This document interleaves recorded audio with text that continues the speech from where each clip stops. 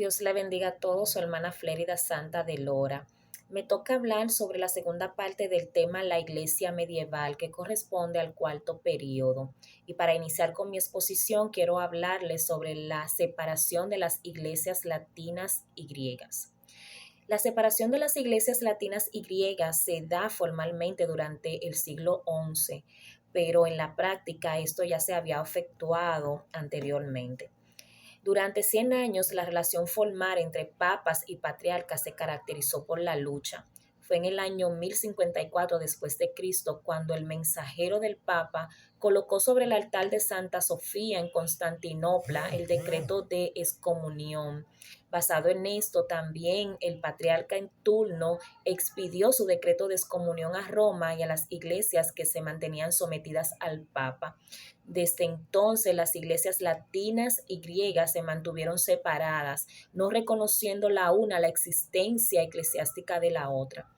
Y aunque las razones que dieron lugar a esta separación hoy en día pudieran parecernos casi triviales, debo de decir que estas razones durante siglos fueron tema de violentas controversias y a veces de cruel persecución. Doctrinalmente, la principal diferencia estaba relacionada con la doctrina conocida como la doctrina de la procedencia del Espíritu Santo, ya que los latinos decían que el Espíritu Santo provenía del Padre y del Hijo, mientras que los griegos decían que el Espíritu Santo solamente procedía del Padre. Solamente estas afirmaciones dieron lugar a muchos debates, se escribieron innumerables libros con relación a este tema y fue mucha también la sangre que se derramó en esta amarga lucha. En cuanto a las ceremonias de la iglesia, diferentes usos llegaron a ser costumbre tanto en la iglesia oriental como en la iglesia de la parte occidental de Europa. Costumbre que luego se llegaron a formular en forma de leyes, como por ejemplo en la iglesia occidental se prohibió el que los sacerdotes estuvieran casados. Y aunque esto se sancionó en la Iglesia de Oriente. Actualmente, todo sacerdote de la Iglesia griega debe de ser casado. En las iglesias occidentales, la adoración a imágenes se ha puesto en práctica durante 1000 años, mientras que en las iglesias griegas no se ven estatuas, sino solamente cuadros. Otro ejemplo también es el hecho de que en una iglesia se utiliza el pan sin levadura para la Eucaristía o las misas, mientras que en otras se utiliza el pan común. Pero más que estas diferencias de ceremonia, la causa más profunda para que se diera esta separación tiene que ver con algo político, tiene que ver con la independencia de Europa del trono de Constantinopla, y la causa más profunda fue precisamente las continuas reclamaciones de Roma para ser ellos la iglesia dominante y que su papa fuese el obispo universal. Vamos a hablar un poco acerca de las cruzadas.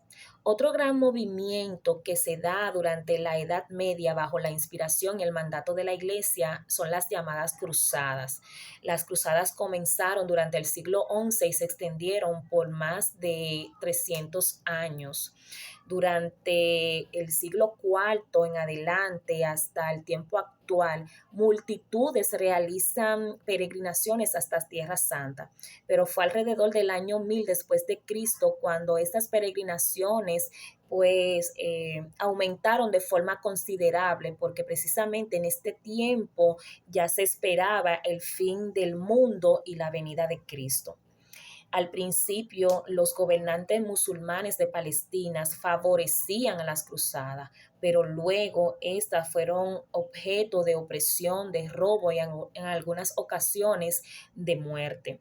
Las cruzadas principales fueron 8, aunque hubieron otras expediciones de menor importancia a las que también se le atribuyó este nombre. La primera cruzada con la cruz como insignia la proclamó el Papa Urbano, pero fue un monje llamado Pedro el Ermitaño quien convocó una multitud de 40,000 hombres de manera indisciplinada, esperando que ocurriera un milagro, cuando en realidad lo que ocurrió fue un total fracaso, ya que muchos de estos hombres fueron tomados esclavos y otros los mataron. Así que la primera cruzada verdadera a pesar de la indisciplina y de la disensión que había entre los líderes, finalmente logró tener el éxito de tomar la ciudad de Jerusalén y gran parte de Palestina y poder establecer allí un reino eh, bajo los principios feudales. En la Segunda Cruzada sufrieron muchas derrotas, pero llegaron a la ciudad que había estado siendo amenazada por los sarracenos y también pudieron postergar durante una generación la caída del reino. La Tercera Cruzada, que se da desde 1189 hasta 1191, por causa del disgusto entre los tres que la condujeron, la muerte de uno de ellos, la falta de valor de otro, no se pudo llevar el ejército a Jerusalén, pero sí se pudo concertar un tratado para que los peregrinos pudieran visitar el Santo Sepulcro sin ningún problema. Durante la Cuarta y la Quinta Cruzada tampoco tuvieron mucho éxito, porque muy por el contrario de favorecer la iglesia, lo que hicieron fue que la perjudicaron bastante. En la Sexta Cruzada se obtuvo un tratado donde se cedió Jerusalén, Jaffa, Belén, Nazaret a los cristianos.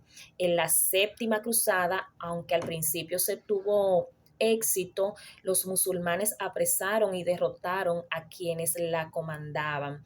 Y la Octava Cruzada, que fue la última, también fue un total fracaso, aunque como dije anteriormente, hubieron otras expediciones de menor importancia que no merecen la pena ser mencionadas.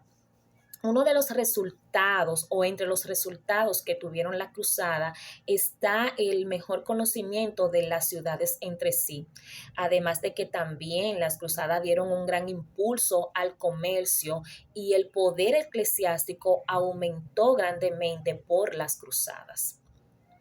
Desarrollo del monacato. Durante el siglo IV se originó la vida monástica en las cuevas del norte de Egipto. Y aunque este movimiento originalmente comenzó de forma lenta, fue en la Edad Media cuando hubo un gran desarrollo del espíritu monástico. Esto tanto entre hombres como entre mujeres. Por eso se ve el auge o el aumento de las monjas y de los monjes. Esto obviamente trajo resultados tanto buenos como malos. Pero al crecer esas comunidades que vivían de manera separadas en sus propias cuevas, cabañas y cavernas para luego vivir juntos, entonces nace la necesidad de un tipo de organización y es así como se da origen a las cuatro grandes órdenes más conocidas, entre las que podemos mencionar la Orden de los Benedictinos, que fue fundada por San Benedicto, en el 529 después de Cristo. Sus reglas requerían obediencia al superior del monasterio, no posesión de bienes y la castidad personal. Muchas de las órdenes fundadas más adelante fueron ramificaciones de la Orden de los Benedictinos, porque esta orden se caracterizó por ser muy industriosa. Ellos talaban bosques, saneaban pantanos y enseñaban al pueblo artes útiles. La segunda orden fue la orden de Cister, que surgió en el año 1098 después de Cristo, procurando precisamente fortalecer la doctrina benedictina que se había corrompido. Su nombre viene de Sixtaus en Francia, pero fue San Bernardo quien la organizó y quien la fortaleció. Esta orden de Cister se caracterizó porque hicieron grandes aportes a la arquitectura, así como también a la literatura. También debemos de mencionar la Orden de los Franciscanos, que la fundó San Francisco de Asís en el año 1209. Fue uno de los hombres más santos y devotos de Italia y tal vez por esto fue que esta orden se esparció tan rápidamente por toda Europa, llegando a ser la más numerosa de todas. También está la Orden de los Dominicos, era una orden española fundada por Santo Domingo en el año 1215 XV. Esta se extendió también por todos los países de Europa, a diferencia de otras órdenes en que se caracterizaban por ser predicadores. La orden de los franciscanos, así como también la orden de los dominicos, se le llamó a los frailes mendicantes, porque a diferencia de los demás, como ya dije, esto dependían solamente de las limosnas que ellos recogían puerta a puerta. Los monasterios daban hospitalidad a los viajeros, a los enfermos y a los pobres. De hecho, lo que hoy nosotros conocemos como hoteles o como hospitales se desarrolla a partir de la idea del hospicio o de los monasterios. El monacato presentaba la vida célebre como la más elevada, algo que nosotros sabemos que es totalmente falso y contrario a las escrituras. El arte y la literatura medieval. Durante la Edad Media surgieron casi todas las grandes universidades, así como también las grandes catedrales de Europa. Entre esas universidades podemos mencionar la Universidad de París. En la Edad Media también vemos el despertar de la literatura que empezó con la Divina Comedia de Dante en Italia, y fue precisamente en este país y aproximadamente durante ese mismo tiempo donde empezó el despertamiento de las artes. Debemos de recordar que la mayoría de los primeros grandes pintores usaron su arte en favor o al servicio de la iglesia y de los monasterios. Vamos a hablar acerca del comienzo de la reforma religiosa. Durante este periodo medieval o el periodo de la Edad Media, como también se le conoce, hubo un destello de luz religiosa como presagio de lo que sería la reforma venidera. 5 grandes movimientos de reforma surgieron durante la iglesia medieval, pero el mundo no estaba aún listo para esto, así que fueron reprimidos con sangrientas persecuciones.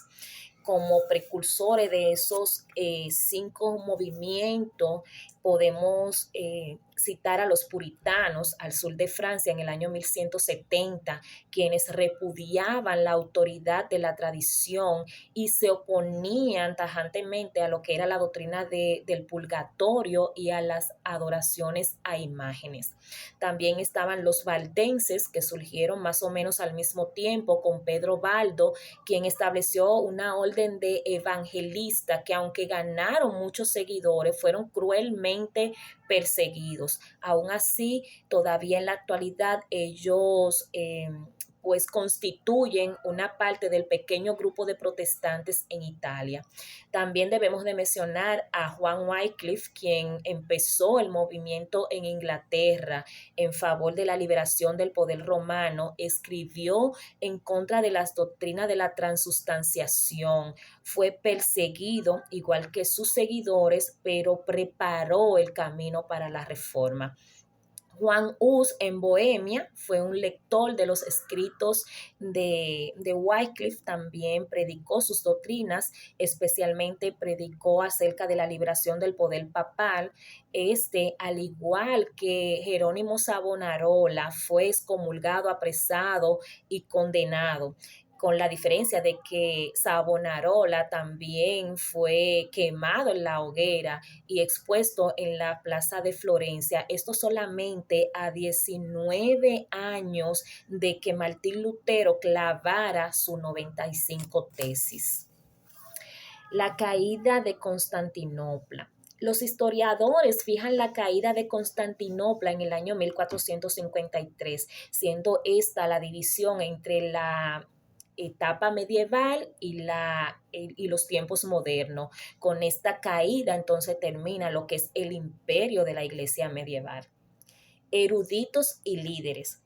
Durante el periodo de la etapa medieval o de la iglesia medieval se levantaron grandes eruditos y líderes como Anselmo en el año 1033, quien luchó por la libertad y la autoridad de la iglesia. Este escribió muchas obras, tanto teológicas como filosóficas. También podemos destacar a Pedro Abelardo en el año 1079, que fue uno de los pensadores más valerosos de la Edad Media. De hecho, fue el fundador de la Universidad de París.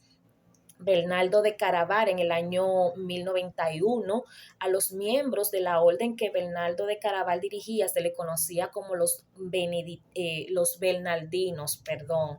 Ellos se opusieron a la persecución de los judíos y cabe resaltar que Martín Lutero en una ocasión expresó con relación a Bernardo de Claraval que si hubo un monje santo en el mundo, ese fue San Bernardo. Y por último, no podemos dejar de mencionar a Tomás de Aquino en el año 1226, quien llegó a ser la autoridad más elevada de todo el periodo medieval, haciendo grandes aportes no solamente a la filosofía, sino también a la teología. Hasta aquí ha sido mi exposición.